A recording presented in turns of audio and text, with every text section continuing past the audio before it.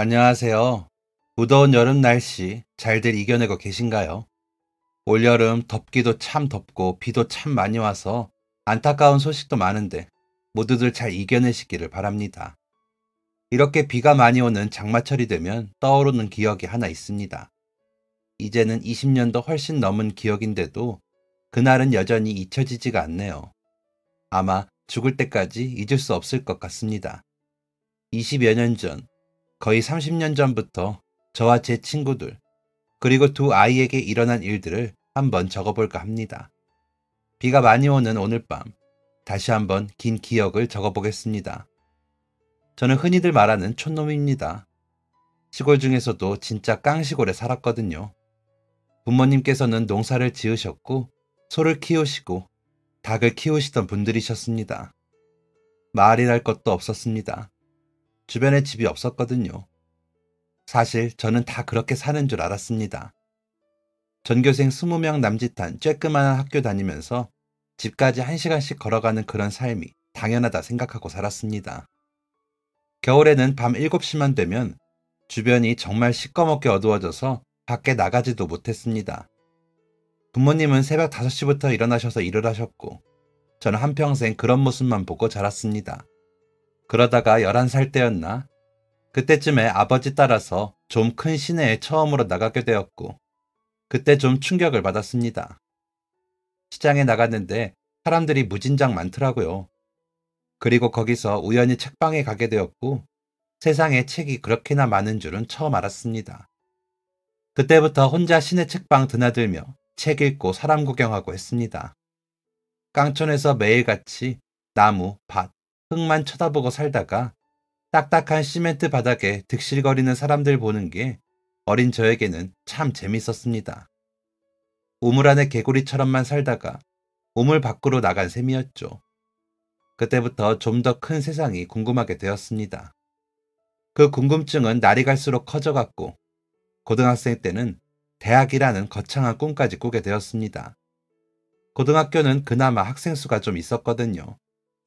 그 깡촌에서 걷고 버스 타고 1시간 반을 나갔으니 그리 작진 않았었죠.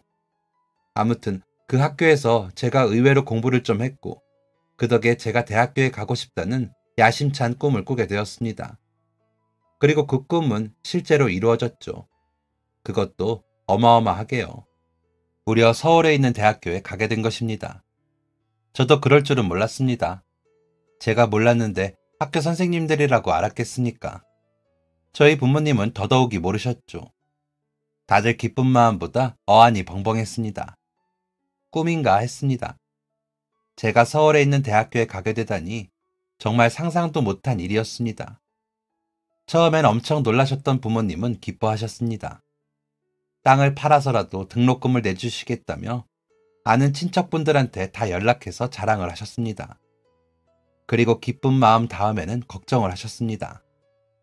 저 같은 촌놈이 서울에 가서 어떻게 사냐는 거였죠.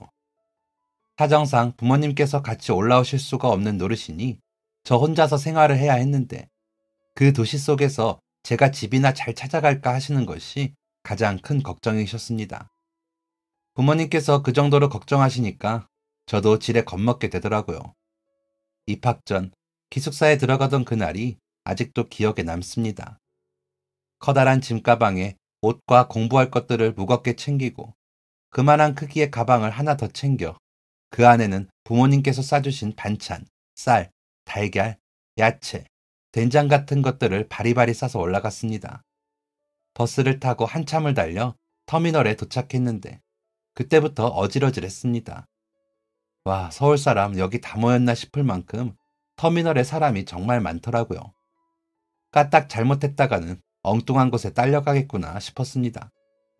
정신 똑바로 차리고 겨우겨우 학교 기숙사를 찾아갔습니다. 그거 가는 게 뭐라고 너무 힘들어서 온몸에 힘이 풀려서 기숙사 들어가서 짐도 못 풀고 쓰러져 자버렸습니다. 그렇게 저의 대학교 생활은 시작이 되었습니다. 여기서 나만 촌놈이겠구나 생각했는데 이게 웬걸? 저 같은 촌놈이 또 있더라고요. 그것도 둘이나 더 있었죠. 한 놈은 저처럼 도시 생활에 대해서 아무것도 모르고 피부도 시꺼먼 진짜 촌놈이었고요. 다른 한 놈은 고등학교를 기숙사에 있는 좋은 고등학교를 나왔는데 그래서 자기는 촌놈이 아니라고 우기는 좀 웃기는 촌놈이었습니다. 끼리끼리라는 말이 맞는 건지 한눈에 서로 촌놈이라는 것을 알아본 저희 셋은 금방 친해지게 되었습니다. 그런데 이런 촌스러운 저희 무리에 전혀 촌스럽지 않은 서울 깍쟁이 같은 놈이 들어오게 되었죠. 그놈은 생긴 것도 허여멀건해서 아주 곱상하게 생겼었습니다. 그와 정반대인 저희 셋은 그놈이 참 신기했습니다. 와, 저거 비리비리한 것 좀 봐라. 다리가 저렇게 얇아서 걷기나 하겠냐? 야, 너처럼 살찐 것보다는 나은데 뭘. 근데 진짜 무슨 여자애처럼 생겼다. 눈도 참 진하네. 그런 그놈이 저희 무리에 들어오게 된 것은 정말 뜻밖의 일이었습니다. 특별히 무슨 계기가 있었던 건 아니고 우연히 밥을 같이 먹게 되었습니다. 저희 셋이 학교 근처에서 저녁밥을 먹고 있었는데 그 서울 깍쟁이, 이제는 이름을 말해야겠네요. 정옥이가 가게에 혼자 들어왔습니다. 저희랑 다르긴 해도 같은 과 동기니까 인사를 나눴고 혼자 밥 먹는다고 하길래 같이 먹자고 했죠. 저희 셋 다 정옥이랑 그렇게 가까이에서 대화를 오래 나눈 것은 처음이었습니다. 술자리를 가도 저희는 저희끼리 앉아 있었고 같은 수업 들어도 대화를 나누는 일은 없었거든요. 그런데 이 정옥이라는 녀석 곱게 생겨서 깍쟁이처럼 굴 줄 알았는데 성격이 참 좋더라고요. 상대방 말도 잘 들어주고 말도 차분히 조리 있게 하는 것이 저희에게는 없는 장점이 있는 놈이었습니다. 그 부분이 의외로 잘 맞더라고요. 그건 정옥이도 마찬가지였는지 저희가 좋다고 했습니다. 야, 너네 진짜 웃기다. 너네 뭐 할 거 없으면 우리 술 한잔 하러 갈래? 학교 후문에 포차 가봤어? 거기 엄청 싸고 우리 학교 학생 가면 아줌마가 서비스도 많이 주셔. 원래 술 한잔 하면서 친해지고 그러는 거잖아요. 그날 거하게 마신 저희는 넷이 함께 학교에서 뻗어서 아침까지 잤고 그날 이후 완전한 절친이 되었습니다. 정옥이는 평생을 서울에서 산 놈이었습니다. 저희가 말하는 시골 생활을 재밌게 들어주었고 신기해하던 녀석이었죠. 저희는 반대로 정옥이의 서울살이를 들으면서 신기해했고요. 정옥이는 서울놈이었지만 양아치는 아니었습니다. 서울에 살면서도 안 가본 곳도 많았고 잘 놀 줄도 몰랐었죠. 혈기왕성한 20살의 저희는 몰려다니면서 그동안 가보고 싶었던 곳들을 싸돌아다녔습니다. 나이트도 가보고 롤러도 타고 미팅도 하고 영화도 보면서 놀러다녔죠. 진짜 재밌었습니다. 인생을 통틀어 그렇게 재밌었던 적은 처음이었습니다. 동기들은 물론 교수님들, 다른 과 학생들한테도 공부는 곧잘 하는데 좀 특이한 애들이라는 소문이 날 만큼 저희 넷은 정말 재밌게 놀면서 돈독한 우정을 다졌습니다. 심지어는 1학년 마치고 다 같이 동반 입대했다가 같은 날 휴가 나와서 또 놀고 제대하고 다 같이 복학을 했을 정도로 저희는 끈끈했습니다. 복학 후 기숙사에 들어가기가 어려워져서 저는 저희 무리 중 한 명과 같이 자취를 하게 되었고 자취방은 저희의 아지트가 되었습니다. 복학한 아저씨들 껴주는 곳이 없으니 허구한 날 자취방에 모여서 술 먹고 자고 했더랬죠. 이렇게 즐거운 대학 시절이 끝나갈 무렵에는 솔직히 좀 불안했습니다. 이제 이 녀석들과의 인연이 끝이겠구나 싶어서요. 가끔 졸업한 선배들이 학교에 놀러 오잖아요. 그러면 꼭 하는 말이 대학교 때 친구들 잘 안 만나더라는 겁니다. 다 각자 할 일 찾아 뿔뿔이 흩어져서 연락이나 가끔 하는 사이가 된다고요. 그래서 내심 혼자 걱정을 했습니다. 그런데 이게 웬걸? 저희는 졸업해서도 떼어낼래야 떼어낼 수 없는 사이가 되었습니다. 저와 한 녀석이 같은 회사에 입사를 했고 다른 한 녀석과 정욱이가 같은 회사에 입사를 한 겁니다. 그것도 회사끼리 버스로 20여 분밖에 안 걸리는 가까운 거리에 있었습니다. 대학 졸업하고 입사하고 사회생활 좀 하면 진짜 어른이 될 줄 알았는데 저희는 똑같았습니다. 맨날 모여서 술 먹고 일 힘들다고 징징대는 철부지들이었죠. 하지만 그중 정옥이가 제일 먼저 진짜 어른이 될 줄은 아무도 몰랐습니다. 글쎄, 정옥이가 사회생활하고 1년 만에 결혼을 한다고 하는 겁니다. 상대는 다름 아닌 대학교 동창이었습니다. 저희도 너무나 잘 알고 있는 사람이었죠. 저희랑 동갑인 그 여자애는 저희보다 먼저 졸업을 하고 정옥이네 회사에 입사를 해 있었습니다. 정옥이의 회사 선배인 셈이었죠. 같은 회사에 다니면서 급격하게 친해진 두 사람은 연인으로 발전했고 결혼을 하게 되었습니다. 그리고 결혼식 올리고 알게 되었는데 정옥이 와이프 지민이가 임신 8주 차였고 겹경사라며 당사자들과 양가 가족들은 기뻐했습니다. 저희도 물론 너무 좋아했고요. 삼촌 되는 거냐며 괜히 저희가 더 들떴습니다. 지민이가 임신 중반 정도까지는 일을 계속했는데 업무 스트레스가 컸는지 뭔가 이슈가 많았습니다. 갑자기 배가 아파서 응급실에 가는 경우도 있었고 입덧도 진짜 심했습니다. 그때 저희가 모두 한마음 한뜻으로 도왔습니다. 정옥이가 출장 가서 지방에 있을 때는 저희가 지민이 데리고 응급실 가기도 했고 입덧 심한 지민이한테 이것저것 사다 주기도 했고요. 고생 끝에 정옥이와 지민이의 아이가 태어났습니다. 아주 건강한 아들이었습니다. 진짜 조카도 아닌데 뭔가 기분이 묘하더라고요. 가슴이 몽글몽글해지는 기분이었습니다. 좋은 삼촌이 되어야겠다고 결심했습니다. 그리고 그 다다음 해에 정옥이와 지민이는 둘째를 낳았습니다. 이번에는 딸이었는데 그 딸이 정옥이를 쏙 빼닮아서 정말 예뻤습니다. 아주 웃기만 하면 삼촌들 마음을 다 녹일 정도로 예뻤습니다. 저희는 정말 저희 친조카처럼 정옥이의 애들 태경이와 태희를 예뻐했습니다. 지민이랑 정옥이 애 키우느라 둘이 데이트도 잘 못하니까 둘이 데이트하라고 내보내고 저희 셋이 애들 보기도 했고 애들 생일에는 언제나 저희가 함께 파티를 했습니다. 선물이며 케이크까지 고심 끝에 골라서 풍선도 다 불고 언제는 공룡 탈까지 쓰면서 축하해줬습니다. 또 애들 아플 때는 모두 자기 자식이 아픈 것처럼 마음을 썼습니다. 죽이랑 애들 좋아하는 간식거리 바리바리 사들고 병문안을 가기도 했었죠. 가벼운 감기 하나에도 저희들의 마음은 무너졌습니다. 애들 유치원이랑 어린이집 방학하면 수영장도 데려가서 놀기도 하고 계속해서 수박 깨먹으면서 논 적도 있었습니다. 가끔 책 사러 서점 가면 애들 책 있는 곳 그냥 지나치지를 못해서 꼭 애들 책 한 권씩을 품에 안고 돌아오기도 했습니다. 이토록 저희는 태경이 태희를 정말 진심으로 아꼈습니다. 못해도 2주에 한 번씩은 꼭 만나려고 노력했고 정옥이와 지민이도 이런 저희들을 좋아했습니다. 참 행복한 일상이었습니다. 그런데 그 행복한 일상은 그리 오래가지 못했습니다. 일을 하고 있었는데 정옥이한테 문자가 한 통 왔습니다. 정옥이가 그날 가족여행을 간다고 했던 날이었거든요. 그때가 2월이었는데 첫째 태경이가 초등학생 되기 직전이라 휴가 내고 여행을 다녀온다고 했습니다. 일본으로 간다고 했고 이른 시간 비행기표가 없어서 지민이가 찾고 찾다가 오후 비행기를 예약했다고 했었죠. 그때쯤이면 공항에 가고 있을 시간인데 갑자기 무슨 문자인가 했습니다.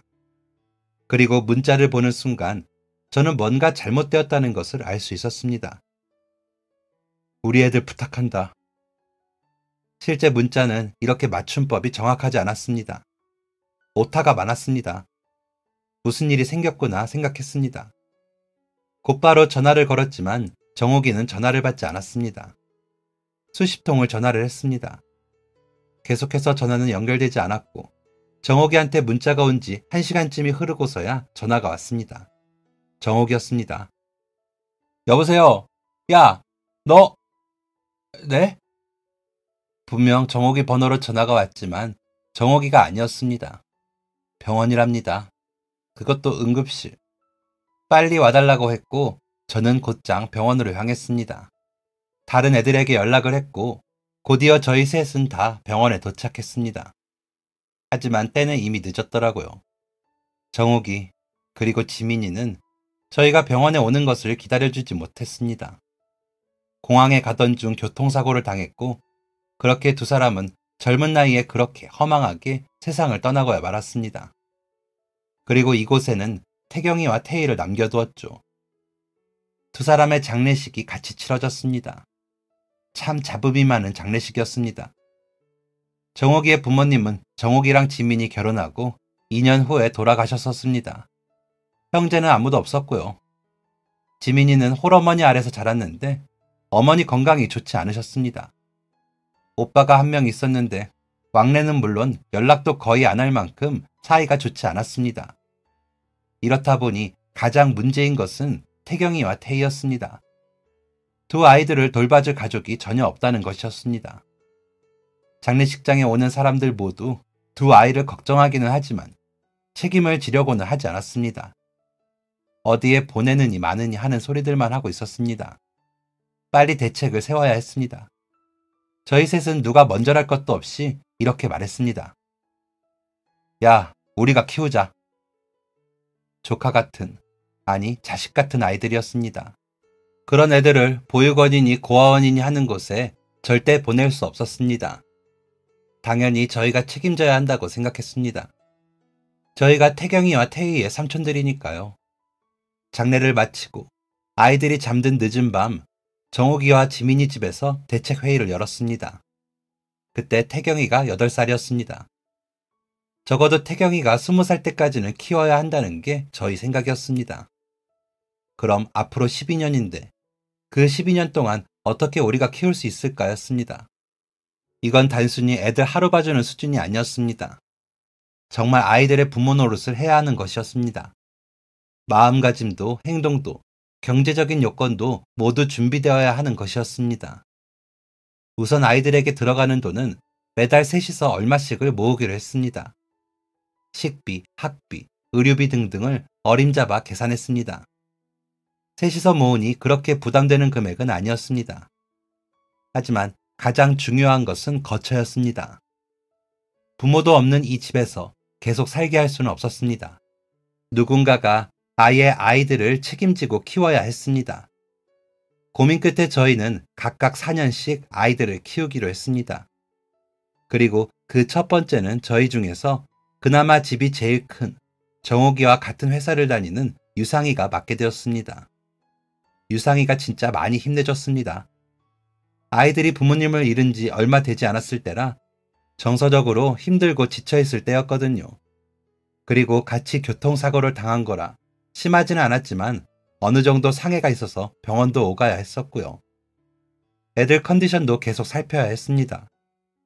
그래서 유상이가 아이들 곁에서 힘이 되어주려고 많이 노력했습니다. 공부도 정말 많이 했고요.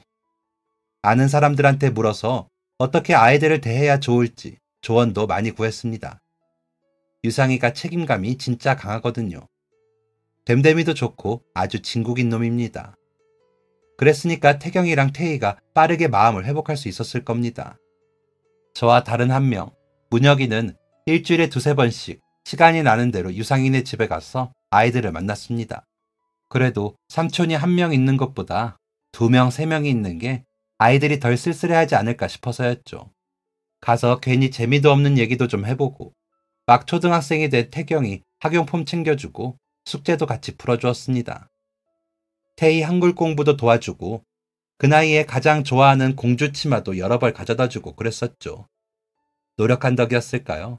아이들이 강해서일까요? 아이들의 마음은 점점 회복이 되었습니다. 부모님이 없다는 사실을 받아들이고 그 슬픔을 이겨내는 모습들이 가끔은 어른인 제가 봐도 대견하고 슬펐지만 아이들 나름대로 이별을 극복하고 있었습니다. 그렇게 태경이는 9살이 되었고 태희는 7살이 되었습니다. 아이들을 맡은 지 고작 1년이 흐른 것이었습니다. 그런데 이때 사고가 한번 터지게 되었습니다. 갑자기 유상이한테 연락이 왔습니다. 지금 빨리 태희한테 가볼 수 있냐고 하더라고요. 제가 그때 외근 나갔다가 일찍 퇴근하던 길이었거든요. 마침 태희 유치원에서 그리 멀지 않았고요. 제가 가보겠다고 하고 곧장 태희 유치원으로 향했습니다. 태희가 유치원 놀이터에서 놀다가 미끄럼틀 올라가는 계단에서 굴렀고 팔이 아프다고 계속 울던 상황이었습니다. 선생님들이 응급실에 가야 하나 말아야 하나 하는 중에 제가 유치원에 간 거였고요. 태희가 엄청 씩씩한 편입니다. 그냥 넘어진 걸로는 잘 안 울거든요. 진짜 아픈가 보다 싶어서 곧장 119 불러서 응급실에 갔습니다. 그런데 가서 보니까 태희 팔이 부러졌답니다. 그리고 곧장 수술을 해야 한다고 하더라고요. 얼른 수술해달라고 하는데 저보고 보호자냐는 겁니다.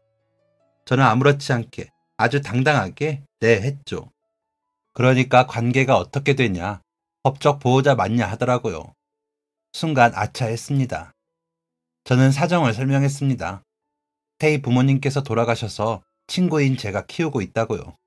그러니까 법적 보호자여야 수술 동의서에 서명을 할 수 있다는 겁니다. 그래서 제가 아이가 친척들도 없고 외할머니 한 분 계신데 건강이 많이 안 좋으시고 지방에 계신다 하니까 그분도 이런 경우는 처음인지 난처해 하시더라고요.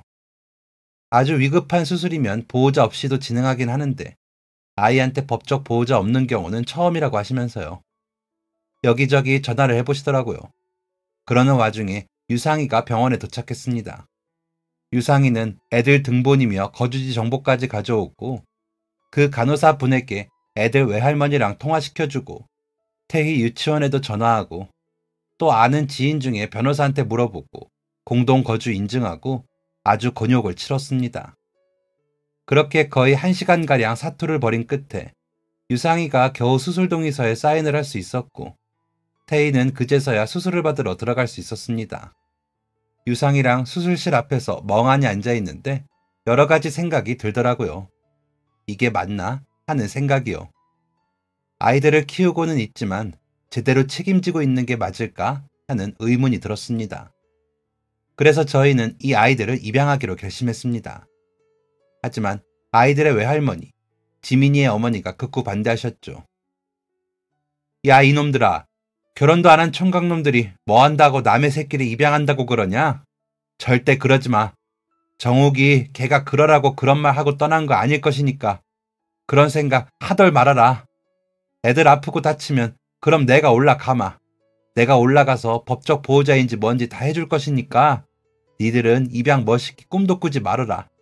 내 참, 니네한테 손주 새끼들 맡기는 것도 미안해 죽겠는데 그러지들 말아라. 어?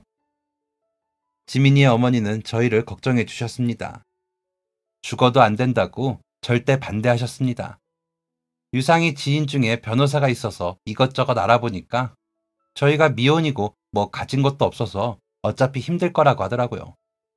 그래, 애들 안 다치길 바라야지 생각하며 입양하려고 했던 마음은 접기로 했습니다. 이렇게 한 차례의 고비가 넘어가고 어느덧 약속한 4년이 지났습니다. 이제 유상이의 임무는 끝이 난 셈이었습니다. 유상이는 시원섭섭하다면서 아이들을 문혁이에게 보내주었습니다. 4년 사이 짐이 많이 늘어서 트럭 한 대를 빌려서 아이들 가구와 짐들을 이사해야 했습니다. 문혁이가 평소에는 진짜 천방지축이고 철부지거든요. 대학생 때부터 진짜 무슨 이런 또라이가 있나 싶을 정도로 이상한 놈이었습니다. 그런데 이상하지만 속이 정말 깊습니다. 애들 맡기 1년 전부터 자기가 사는 코딱지만한 오피스텔에서 어떻게 애들을 데리고 사냐며 고민하더니 대출 껴서 20년 좀 더 된 작은 아파트에 전세를 들어가게 되었습니다. 저희가 좀 걱정을 했거든요. 대출금 괜찮겠냐고요. 그런데 그 무렵에 문혁이가 회사를 옮겼는데 원래 저랑 다니던 회사보다 연봉을 많이 받는 것 같더라고요. 어차피 언젠가는 대출 받을 건데 애들 위해서라면 안 아깝다면서 전혀 무리 안 된다고 했습니다. 그렇게 두 번째 타자는 문혁이가 되었습니다. 태경이가 12살, 태희가 10살이었습니다. 태경이 초등학교 5학년, 대충 예상이 되시죠? 사춘기가 시작될 무렵이었습니다. 야, 나 정말 미쳐버리겠다. 왜 방문을 닫고 있지? 태경이 요즘 말투도 좀 이상해진 것 같다. 문혁이는 사춘기 태경이 때문에 꽤나 골머리를 썼습니다. 저희는 그러는 문혁이의 반응이 진짜 웃겼고요. 저희는 같이 태경이의 사춘기 생활을 슬기롭게 헤쳐가려고 노력했습니다. 대화도 더 많이 하려고 노력하고 태경이에게 더 관심을 많이 주려고 노력했습니다. 그때는 다들 정욱이라면 어떻게 했을까? 지민이라면 어떻게 했을까? 고민하면서 육아를 했던 것 같네요. 그만큼 중요한 시기였으니까요. 그런데 초등학생 때는 다행히 그럭저럭 사춘기를 잘 이겨내는 듯 했는데 중학생 되니까 애가 또 달라지더라고요. 뭐랄까, 반항적인 느낌도 강해지고 혼자 하려고 하는 것도 많아지고 대화도 잘 안 하려고 했습니다.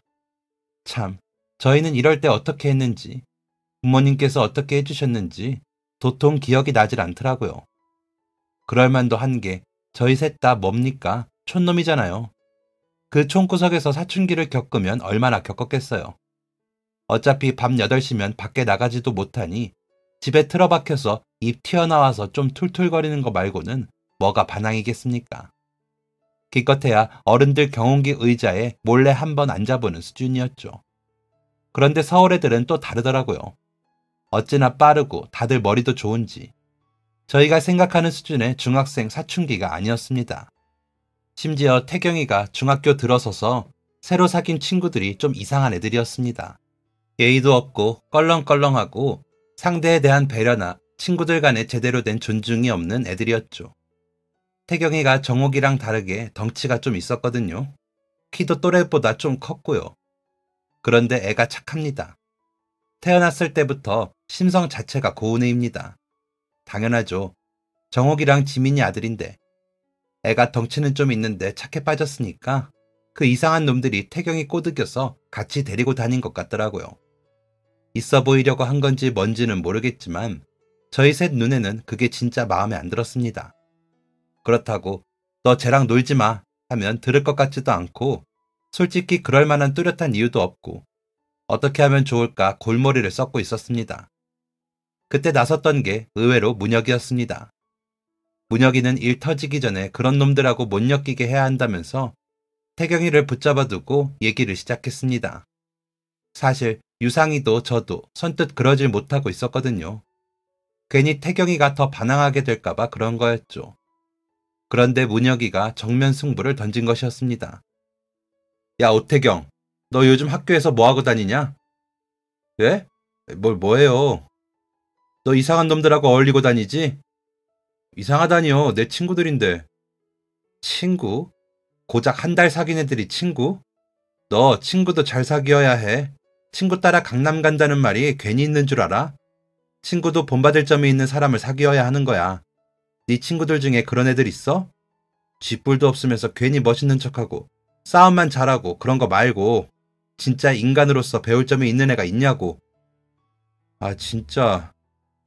야, 네 아빠는 그런 사람이었어. 내가 10년 넘게 니네 아빠랑 친구였는데 정욱이는 배울 점이 많은 애였어.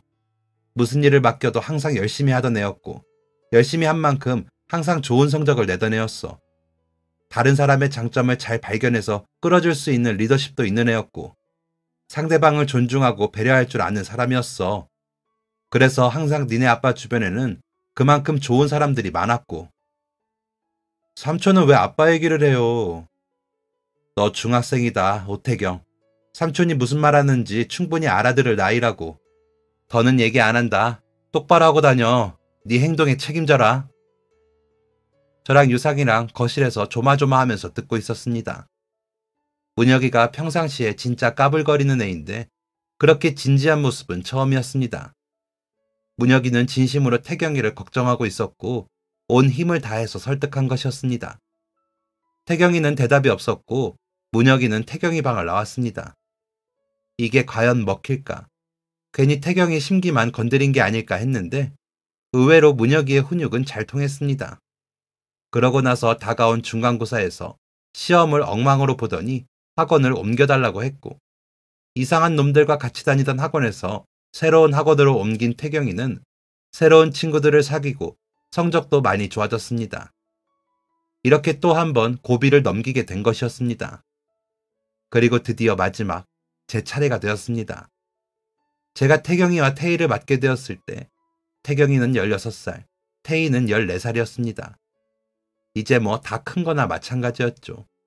하지만 이제는 교육에 많이 신경을 써야 할 때가 되었더라고요. 사실 처음에 아이들 맡게 되었을 때는 거기까지 생각하지는 못했습니다. 그럴 겨를도 없었고요. 그저 건강하고 착하게만 자라라 했는데 키우다 보니까 또 그게 아니더라고요. 아이들이 원하는 꿈 이뤘으면 좋겠고 그러려면 뭘 해줘야 하는지 찾게 되었고 더 밀어주고 싶고 그런 게 저희들의 마음이었습니다. 그리고 태경이는 공부를 곧잘 했거든요. 정옥이랑 지민이가 학교 다닐 때도 공부를 진짜 잘했었는데 그걸 그대로 물려받은 것 같았습니다. 마지막 4년을 좀 더 계획적으로 보내서 마지막까지 태경이와 태희를 훌륭하게 키워보는 것이 저희의 목표였습니다.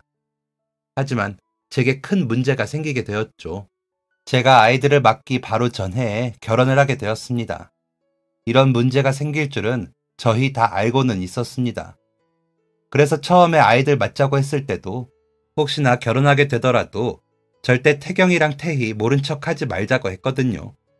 끝까지 책임지자고요. 그래서 저도 결혼하기 전 제 아내에게 상황을 말했습니다. 아내는 저랑 연애를 하기 전부터 아이들의 존재를 알고 있었고, 연애하는 동안에도 제가 아이들을 각별히 생각하고 있는 것도 알고 있었습니다. 그리고 언젠가 제 차례가 되면 아이들을 4년 동안 키워야 하는 것도 잘 알고 있었고요. 사실 누가 보면 이기적이라고 할 수도 있지만, 그래도 그게 제 도리라고 생각했습니다. 그리고 사실 제 아내, 대학교 후배거든요. 정옥이랑 지민이도 알고, 문혁이, 유상이랑도 다 아는 사이였죠. 그래서 아내가 상황을 좀 더 빨리 수긍하고 이해해 줄 수 있었던 것 같습니다. 그렇게 저희는 결혼을 하게 되었고, 결혼하고 1년 뒤에 태경이와 태희를 맞이하게 되었습니다. 처음에는 아무 문제가 없었습니다. 태경이랑 태희도 제 아내를 곧잘 알고 있었으니까요. 그런데 애들이 집에 들어온 지 일주일 만에 아내가 임신했다는 사실을 알게 되었고, 그때부터 저희는 조금씩 삐거덕거리기 시작했습니다. 그럴만도 했습니다. 아내는 다름 아닌 임산부였고, 사전에 약속이 되었다고 해도 아예 남인 다 큰 애들을 집에 키우는 것이 힘들기도 했을 겁니다. 그래도 아내가 한 번이라도 먼저 아이들의 존재가 불편하다고 말한 적은 절대 없었습니다. 아이들만 챙기지 말고 자기도 좀 챙겨달라, 이런 속상한 마음을 내비쳤었죠. 이때 저는 제가 정신을 똑바로 차리고 잘해야 한다고 생각했습니다.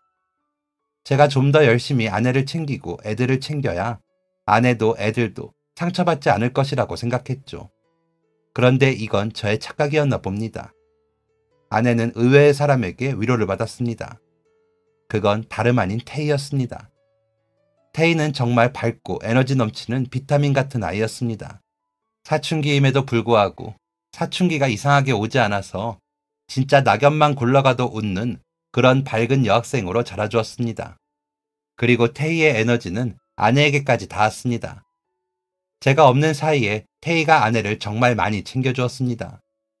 지쳐있는 아내를 위해서 남자 가수들을 좋아하던 태희가 아내 앞에서 웃기게 춤도 춰주고 성대모사도 해줬다고 했습니다. 가끔 학교 앞에서 떡볶이를 포장해서 아내 먹으라고 사다 주기도 하고, 아내가 백화점에 아기옷 쇼핑을 하러 갈 때에도 태희와 함께 동행을 했습니다.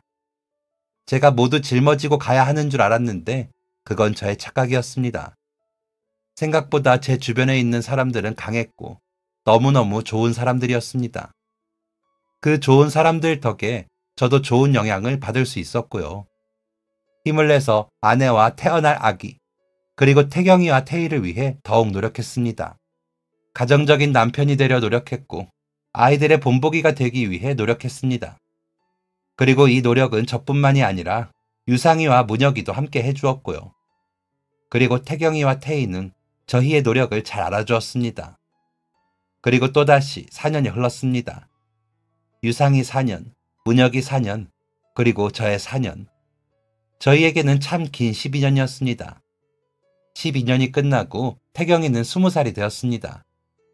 그리고 20살이 된 태경이는 저희가 다녔던, 저희 촌놈 3인방과 정욱이, 지민이가 다녔던 대학교의 경영학과에 들어가게 되었습니다. 태경이와 태희가 저희 집에서 나가던 날, 저희는 두 아이들과 마주 앉았습니다.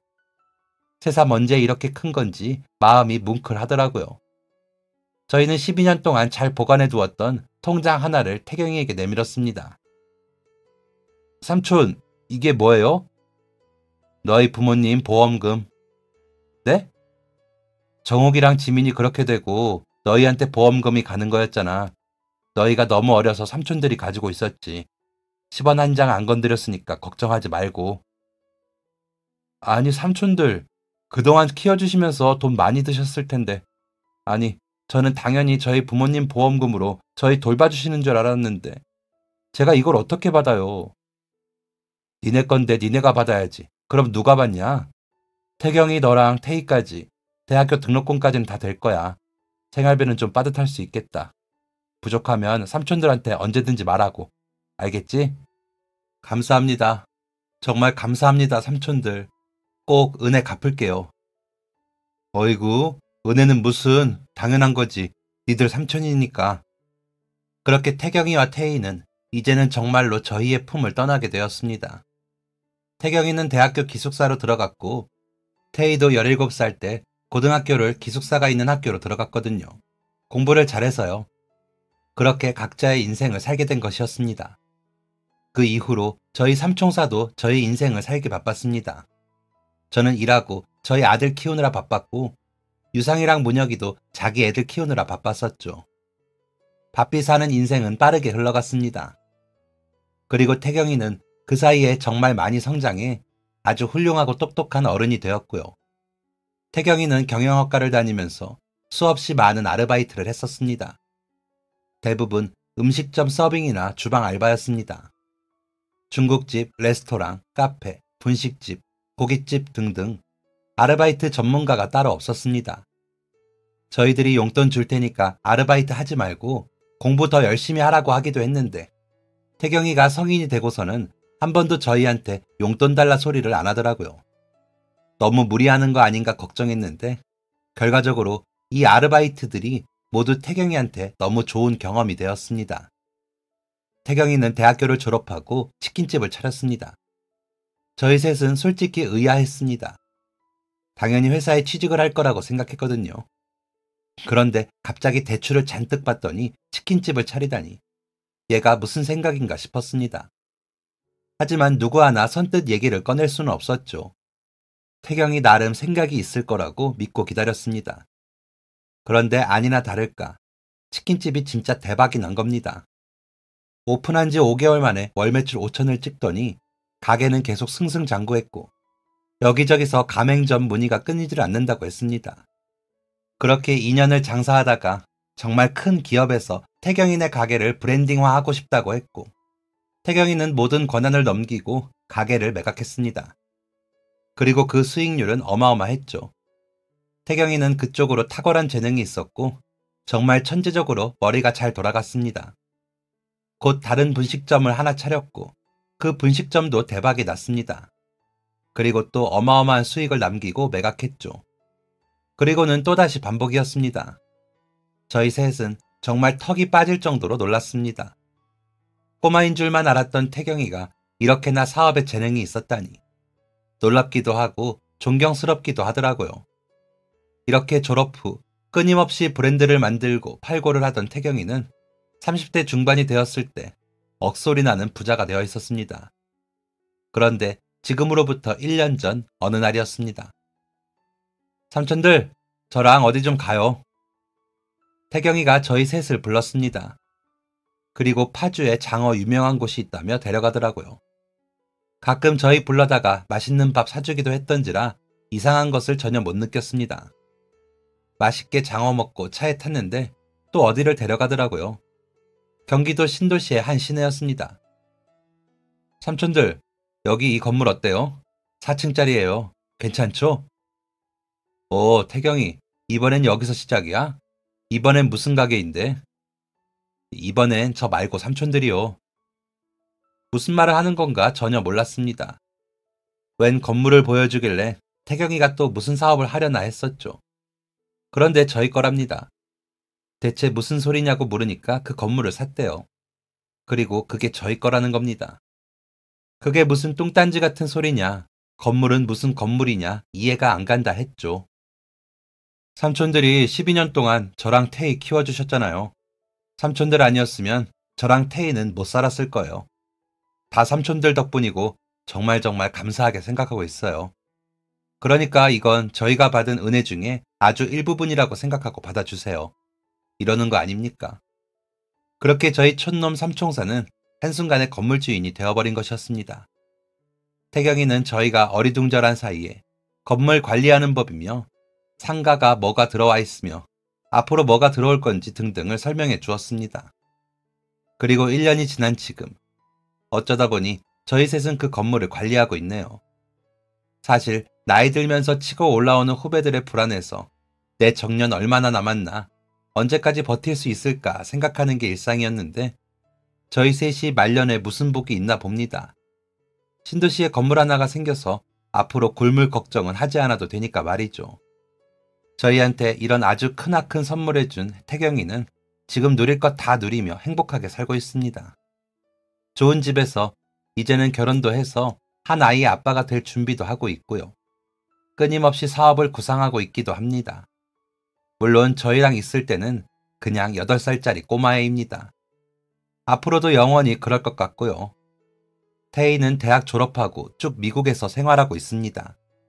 3년 전에 미국 남자와 결혼을 했고 지금 미국에서 의류업계 회사에서 멋지게 살고 있습니다. 이제 다 자라서 저희의 손길이 필요하지 않은 이 애들을 보면서 참 많은 것을 느끼게 됩니다. 잘 키운 것 같아서 뿌듯하기도 하고 잘 자라주어서 고맙기도 하고 어려운 환경에서 잘 자라준 게 대견하기도 합니다. 또 다 큰 애들 볼 때마다 정욱이랑 지민이 생각도 많이 납니다. 그 친구들이 많이 그립습니다. 잘 자란 애들 모습 누구보다 보고 싶어 할 테니까요. 두 사람 분명 하늘에서 다 보고 있겠죠. 너무 기특하게 잘 자라준 태경이랑 태희 보면서 많이 웃고 있겠죠. 분명 그럴 거라고 믿습니다. 그 두 사람을 다시 만나게 되는 날 참 고생 많았다는 한마디 듣고 싶네요. 그런 날이 천천히 오기를 바라며 오늘도 잘 살아보렵니다. 지금까지 사연 들어주셔서 감사합니다. 사연이 재밌으셨다면 구독과 좋아요를 눌러주세요. 감사합니다. 안녕히 계세요.